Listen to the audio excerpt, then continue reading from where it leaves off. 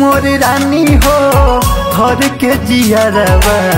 सट जालू हमारे नियारवा एक बेरी हाथ करो कनिया बना ले जाई लाई बारात तोर दुआरवा करे मारे लाली तो लागेलू अमर काली तोहर कमर के आगे फेल काजल राघवानी कबो लेफ्ट कबो राइट मूड कर देता टाइट तारा हंसाला पचे हरा पया जलाई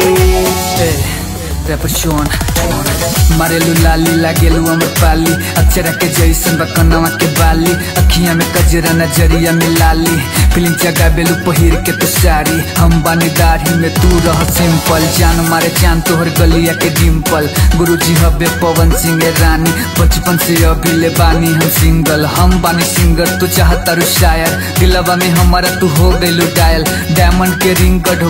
बनी सगाई वाला डेट हम धोइले बनी।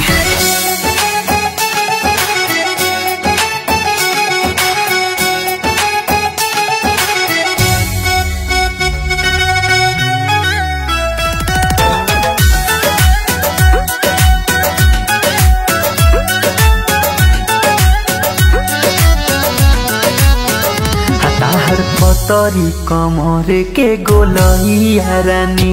और हम के बना लो अपन सहिया रानी ताहर चढ़ल जवानी हाय दहिया रानी और अचर से बांध लो कलहिया रानी जाई हनीमून खाती मनाली हो खाती मनाली करे मारे लाली तो लागेलू अमर पाली तोहर कमर के आगे फेल काजल राघवानी कबो लेफ्ट कबो राइट मूड कर देता टाइट तारा हंसाला पचे हरा पया जलाई जब से करे जा तुझसे प्यार हो गईल